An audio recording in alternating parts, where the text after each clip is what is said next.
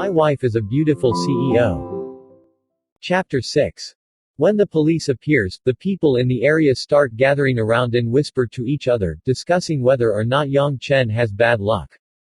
Yes, I am. Yang Chen starts doubting the situation as he raises his head and is unable to understand the reason the police came to find him. Did the country's government find out about him already? Probably not, because if they actually did, the people they would send to capture him would be secret spec ops and he would also be ambushed at night. It would not be possible with these three little officers. The police officer shows his identification and then coldly speaks in an arrogant tone, "I'm Chief Police Officer Feng Biao of the Western Area. There were people who reported you as a suspect in a recent murder attempt on a group of young men. Please follow me to the police station to assist in our investigation." So that's how it is. Yang Chen is surprised. Seems like Chen Feng went full retard after getting beaten up, seeing how he, a gangster, is now looking for help from the police.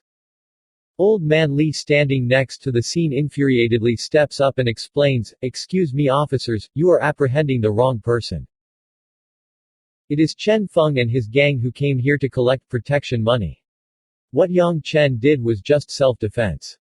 Ahem, bringing in the wrong person or not, we have to investigate carefully. I only saw Mr. Chen's son injured and spitting out blood while this fellow hasn't received any injury at all." Feng Biao pays no attention to old man Li and signals the other two policemen to go forward and apprehend Yang Chen. Yang Chen doesn't resist. He sighs deeply after getting his hands cuffed and says to old man Li, "Don't worry, I didn't do anything wrong. Please look after my goat meat stall for me. In case I haven't returned by nighttime, please return the cart to my house. Stop speaking and go quickly." Feng Biao snapped. Old man Li was about to say something to the police officers, but since he understands it will not affect anything, he can only sigh and look at Yang Chen being apprehended by the policeman. After Feng Biao's group left with Yang Chen, the surrounding stall owners start cursing loudly as they're tired of the fact that the police and gangs are working together. However, they didn't dare to discuss this in front of the policeman. Being taken directly to the police station, Yang Chen is immediately hauled into the interrogation room. He looks around with a curious eye since honestly speaking, the amount of time he spent visiting the police station isn't small, but this is the first time he is here as a criminal. After Feng Biao greets two well-built policemen entering the room, he sneers, "Seems like you are still leisurely looking around in a carefree manner. Let's see if you can still maintain that facade when I return later." Then he leaves while slamming the iron door behind him with a wham. Yang Chen cheerfully sits down, then he calmly and peacefully looks at the two officers facing him like tigers facing their prey.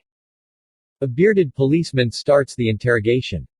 Name: Yang Chen. Sex: male. Yang Chen cooperatively answers while hiding a smile on his face. Age: -24.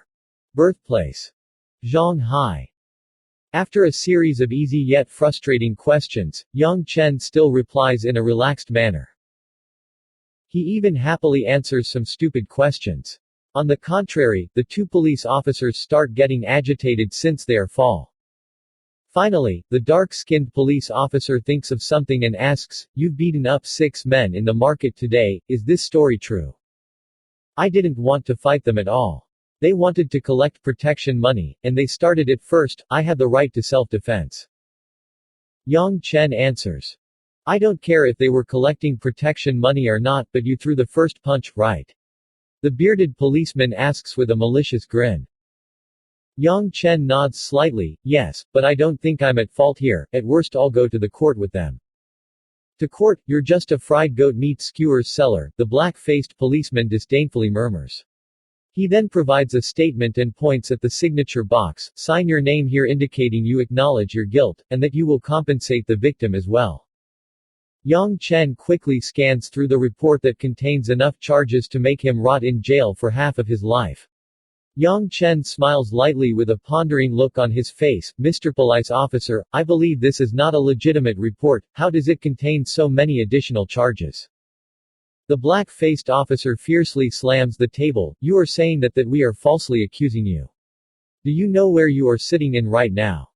I only speak the truth. Yang Chen now clearly understands that these two are determined to frame him, and his eyes narrow into a frosty glare. The two policemen naturally know that Yang Chen will not sign this document. Any normal person, as long as they are literate, will never go to jail by himself for no reason at all. The only reason that they used this statement was to anger Yang Chen, and their attempt was clearly successful. Boy, do you know the consequences of not cooperating with us in this investigation? The bearded officer stands up, slowly walks toward Yang Chen's back while cracking his knuckles noisily. Yang Chen glances at the camera in the room and checks the monitor inside. Fighting against the officers, this news will not reach the outside, and even if it does, what happened in the station will not easily reach the public. Seems like corrupted police officers like these exist everywhere in the world. I don't know what consequences I would have to face, but you too, you couldn't possibly imagine the consequences either. You want to die. Seeing that Yang Chen finally insulted them, the bearded officer raises his hand planning to grab Yang Chen's shirt collar while the other hand prepares to beat him up. But at the moment, he seemed to be only punching air. Without him noticing, Yang Chen already stood up and was holding the bearded officer by his shirt collar. What do you want to do? Similar to, what are you doing to me? Yang Chen laughs maliciously and punches the bearded man's belly. The entire body of the bearded officer starts shaking and falls down to the ground quivering. The black-faced officer stands up angrily, you dare fighting against police officers. Then he immediately pulls out his gun and aims directly at Yang Chen. But from the start, Yang Chen never paid attention to that pitch-black muzzle. With lightning speed, he appears behind the black-faced officer instantaneously and gently touches the man's arm. That arm immediately shakes rapidly as if it is being electrocuted, and the Type 54 pistol quickly falls to the ground. The black-faced policeman isn't even able to react before he feels the back of his neck tremble for a moment, immediately after that he faints. Yang Chen takes the illegal document from the table and smirks, this looks like the trick you usually use, what would happen if I released this to the public now? Chapter 7. Hearing that Yang Chen would release the evidence to the public, the bearded policeman immediately sobered up, and cold sweat starts to appear on his head. You dare. Do you know who you're messing with? This is Big Boss Chen's son. His men can even kill 18 generations of your ancestors. The bearded man roars, but the severe pain on his entire body prevents him from standing up. Yang Chen's expression turns cold, again with Big Boss Chen, you're all a bunch of bastards. Don't you know that this big boss, too, in front of you hates being threatened by other people the most? Finished speaking, he walks forward, and gives the bearded man a kick which renders him unconscious. Stop right there. At the same moment the iron door of the interrogation room is shoved open, and a shadow of a person quickly slips inside. Stop whatever you're doing. A clear yet firm voice reaches his ear, causing Yang Chen to hesitantly turn around. His eyes light up as soon as he sees the person. A female police officer with shoulder-length hair stood valiantly in front of him. Her apricot eyes shine like autumn's water, together with her high nose and her light cream-colored lips makes her looks like a famous actress from Japan or Korea. However, if carefully observed, it is possible to see a majestic aura coming from her, making her looks much more attractive than most so-called celebrities out there. But Yang Chen notices 2 pips on the police badge on her shoulder, symbolizing her rank as a police inspector. Yang Chen quickly realizes this female officer who looks like a celebrity is the bureau chief of the police department in the western area. She is one of the high-class bureau chiefs working in Huasha country. Kai Yan is currently in a very bad mood. She just concluded a meeting regarding the recent bank robbery on the west side which brought her many headaches, and now she suddenly gets a report of a suspect beating up police officers in a police interrogation room. Clearly people are looking down on her authority. Put both of your hands behind your head and face the wall, Kai Yan points at Yang Chen while shouting. Yang Chen looks up and down for a moment while thinking to himself that the uniform is such a good idea. No wonder many people have chosen to make their female colleagues wear a uniform while working. He is unable to hide his smile when he hears the bureau chief's command and says, "My beautiful chief inspector, I think it is the best for you to see this first." He then throws the document in his hand to the female officer as he finishes his sentence. Kai Yan is also not a crude person, otherwise a person as young as her would not be able to sit on the golden throne of the bureau chief of the police department in the western area no matter how big her umbrella is. Hence upon seeing the indifferent Yang Chen, she feels something is off, and doubtfully takes a look at the document, scanning through it several times. The beautiful face of the female heroine slowly turns frosty as she mercilessly sweeps the bearded man lying on the floor away. She then signals to the black-face officer with her eyes before asking Yang Chen with a cold voice, "What is your name?" "My surname is Yang, the name is Chen. I am Kai Yan, the chief of the police authorities in the West District. I apologize to you in the place of my subordinates for this error. However, since you have beaten officials during law enforcement, I have to detain you first. You have the right to remain silent and the right to hire an attorney to defend you. If nobody pays your bail, at least 48 hours must pass b." Yang Chen smiles bitterly as he looks at the group of people who just left while he is still kept inside the room. Call a lawyer. Ask for somebody to bail him from jail. Who would he call and how would he call them when he doesn't even have a cell phone? Seems like he can freely relax in the cell for another 48 hours. Outside of the cell, Kai Yan looks at the profusely sweating Feng Biao. She furrows her brow and says, "Chief Feng, I'll report exactly what happened here in my monthly review. Feel free to pray for yourself." Concluding her speech, she ignores Feng Biao, who is standing there with his legs shaking as if there's no tomorrow, and returns to her office. Kai Yan does not rest even though she just entered her own office.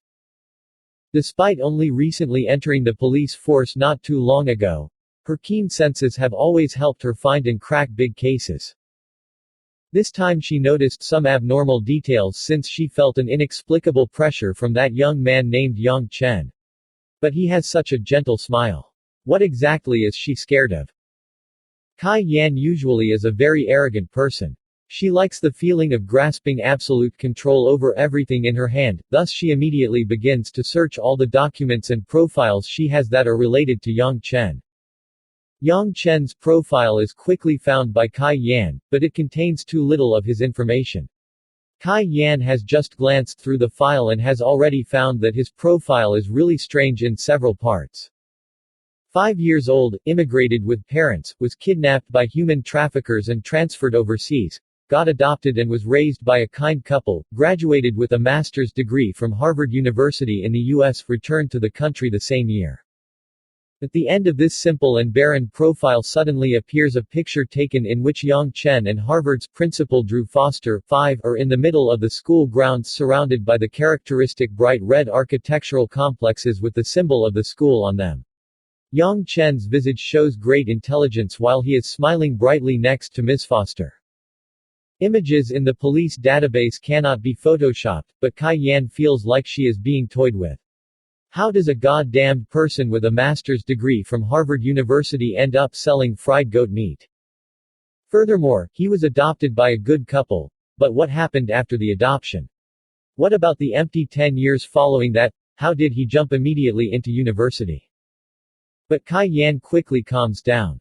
The information bank of the police naturally cannot be edited randomly by anybody. Each person's files are properly managed by the authority to be put into the database. Seeing as how Yang Chen's background is filled with this many ridiculous holes, there must be a certain reason for this to happen. If not, why would the higher-ups in the police force dare put this kind of cover-up here? Kai Yan quickly thinks of 2 reasons. One, is that Yang Chen's identity is really special. He might be a secret agent of the country, working for the National Security Agency for example. The other, is that Yang Chen's identity is also really special, however, the other type of special that the country does not want people to know. Kai Yan quickly rules out the possibility of the first hypothesis. If he is an NSA agent, then his profile must be meticulously detailed to the extent that nobody would suspect it. Therefore Yang Chen must belong to the second type, the type that the higher-ups are not willing to touch to make a shield for him, hence the empty profile to cover up his identity. It is undeniable that Kai Yan is not just a strict police officer as well as a stunning beauty, but her curiosity is her most dangerous aspect. Thus naturally she is really interested in this strange existence. With a flash inside Kai Yan's mind, the identity of Yang Chen suddenly turns into a pirate, an internationally wanted terrorist, a Golden Triangle drug lord, or even a mad scientist. There is one thing for certain, Chief Kai is really interested in Yang Chen. While Kai Yan is thinking of a way to investigate the background of this suspicious person, there is a knock on the door from the outside. Come in. A young white-faced policeman smiles subserviently as he enters the room. In the heart of every police officer here, their chief is not just a great beauty, but also possesses a character similar to the nun Muya 6. The policeman reports in a low voice, Chief, Attorney Zhang from the Western law firm wishes to pay the bail for a criminal named Yang Chen.